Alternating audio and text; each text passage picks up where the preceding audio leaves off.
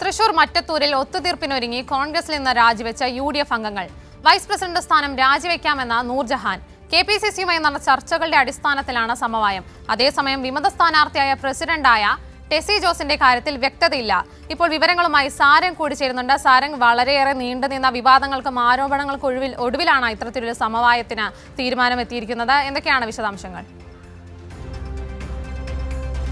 ഉമ തീർച്ചയായും സൂചിപ്പിച്ചതുപോലെ തന്നെ തൃശ്ശൂരിൽ വലിയ രാഷ്ട്രീയ വിവാദങ്ങൾക്ക് തുടക്കം കുറിച്ച് അത് ദിവസങ്ങളോളം പിന്നിട്ടതിന് ശേഷമാണ് ഇപ്പോൾ മറ്റത്തൂരിൽ ഒരു സമവായ ചർച്ചകൾ നടക്കുന്നത്. അതായത് UDFന്റെ വൈസ് പ്രസിഡന്റായിട്ടുള്ള അംഗം നൂർജഹാൻ രാജിവെക്കാമെന്ന സന്നദ്ധത അറിയിച്ചിട്ടുണ്ട്.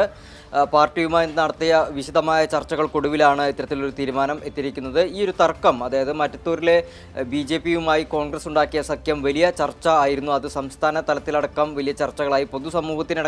പൊതുസമൂഹത്തിൽ പോലും അതിന് കോൺഗ്രസ് ഉത്തരം പറയേണ്ട ഒരു സാഹചര്യത്തിലേക്ക് എത്തി. അല്ലെങ്കിൽ കോൺഗ്രസിന് അത് വലിയ പ്രതിരോധത്തിലാക്കി. ചർച്ചകൾ സജീവമായിരുന്നു. അത് വലിയ മാധ്യമ ചർച്ചകളാകുകയും ചെയ്തിരുന്നു. അതിനുശേഷമാണ് മറ്റൊരു വഴിയും കാണാതെ DCC ഇത്തരത്തിൽ ഈ ഒരു കർശനമായ നടപടി സ്വീകരിച്ചത്. എങ്കിൽ പോലും പലപ്പോഴും ഈ നേതാക്കൾക്കെതിരെ നടപടിയെടുക്കും എന്ന് പറഞ്ഞതല്ലാതെ മറ്റ് വലിയ രീതിയിലുള്ള കർശനമായ നടപടികളൊന്നും എടുത്തിട്ടുണ്ടായിരുന്നില്ല. എങ്കിൽ പോലും ഈ ചർച്ചകൾക്കൊടുവിൽ KPCCയുമായി നടത്തിയ ചർച്ചകൾക്കൊടുവിലാണ് നിലവിൽ തീരുമാനമായിട്ടുള്ളത്. ഈ BJPയുടെ പിന്തുണയോടെ വൈസ് പ്രസിഡന്റ് ആയിട്ടുള്ള നൂർജഹാൻ രാജിവെക്കാമെന്ന് അറിയിച്ചിട്ടുണ്ട്. അത് DCC ആവശ്യപ്പെടുകയാണെങ്കിൽ രാജിവെക്കും. അതേസമയം ഈ പ്രസിഡന്റായിട്ടുള്ള ടെസി ജോസ് അവർ വിമത സ്ഥാനാർത്ഥിയായിട്ടാണ് ജയിച്ചു വന്നത്. BJPയുടെ പിന്തുണയോടുകൂടി ഈ വൈസ് പ്രസിഡന്റ് ആവുകയായിരുന്നു.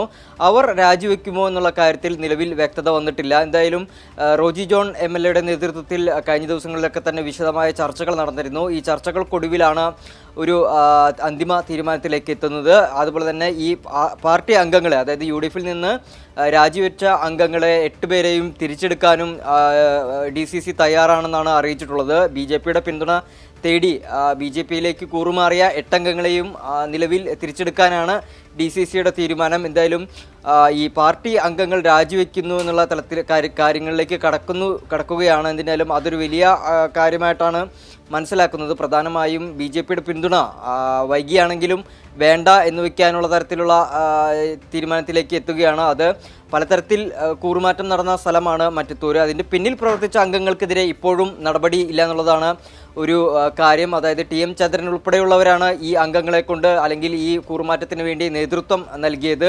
എന്നാൽ അവരെ അന്വേഷണത്തിൻ്റെ ഭാഗമായി പാർട്ടിയിൽ നിന്ന് പുറത്താക്കിയെങ്കിൽ പോലും ഇതുവരെയും അവരെ തള്ളിപ്പറയാൻ ഒരിക്കലും ഈ കോൺഗ്രസിൻ്റെ DCC അധ്യക്ഷനും അതുപോലെ തന്നെ മറ്റ് പ്രധാനപ്പെട്ട നേതാക്കളും തയ്യാറായിട്ടില്ല.